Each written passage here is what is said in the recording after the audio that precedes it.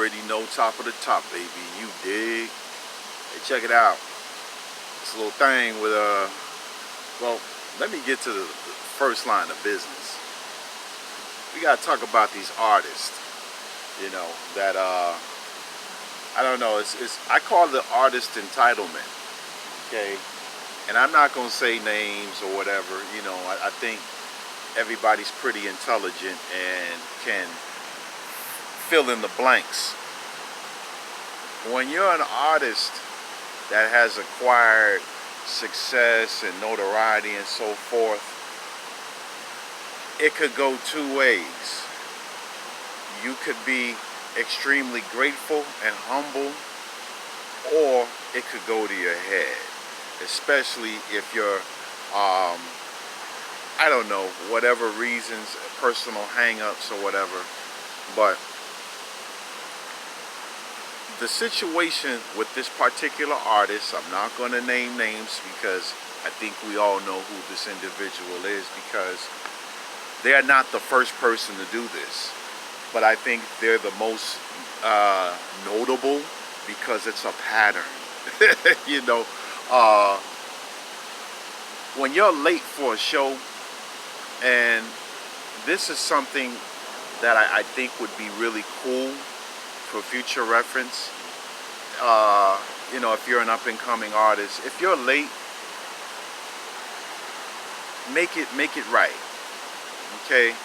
Hey, I know y'all have been waiting to see me, and just as I've been waiting to perform for you and see y'all, please forgive me. We're gonna have a good time tonight.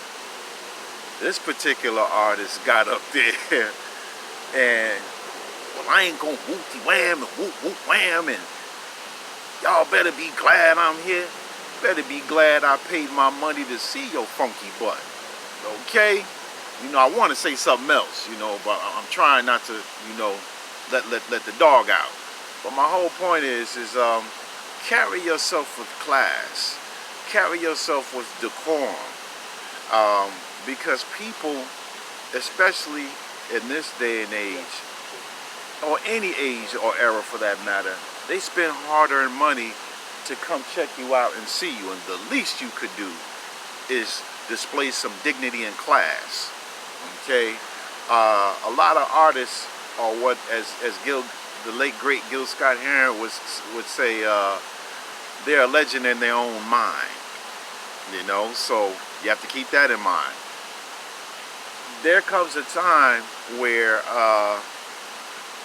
you know, as time progresses, people are going to get tired of that, you know, and you ain't going to have no audience. I don't care, and, you know, you off the strength of one album. I mean, we'll count the group stuff, I guess, you know, but you somebody like a Sade, you know, who puts an album every 20 years, that's like a unicorn. You know what I mean? Like, if you're at that level, or Stevie Wonder, that literally changed the face of mankind and music in general. Miles Davis, people of that stature, you know, people that have had a good run or a decent run, they had what I like to call a hot moment.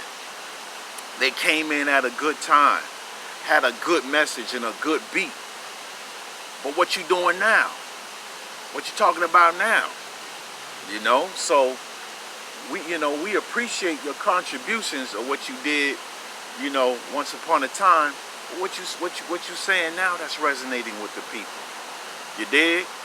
People are starving. People are hungry, you know, for a little bit of everything. But to get up there and insult the audience, but this kind of goes into my situation, or my take on this Keith Lee thing. This is bigger than Keith Lee, just so you know. There's been a war for years between ninjas and black folk. Let's just go ahead and say what it is. You know, some people got the ninja in them so deep, they can't see themselves or hold themselves accountable. And when they say this whole, you know, when they, you know, what's the slogan? they call it black excellence.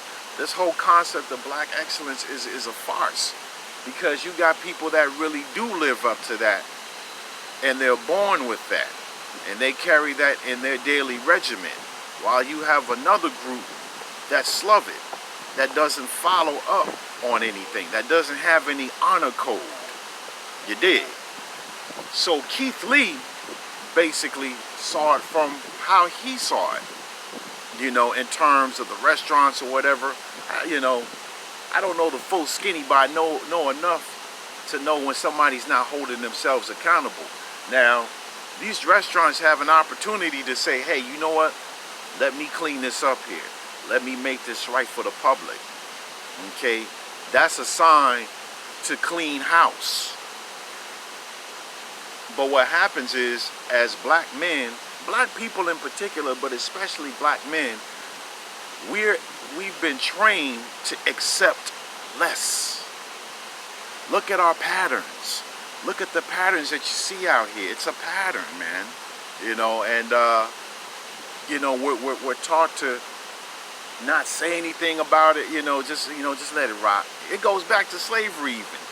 You know, we talking about, okay, hey, we gonna make this move. We gonna whoop whoop wham. Here go. Don't you say that. You better hush up. It's that you better hush up mentality, and that's problematic. You know, so. And it even goes, if you ever seen the movie Soul Food, remember the character Uncle Pete? Where was Uncle Pete all the time?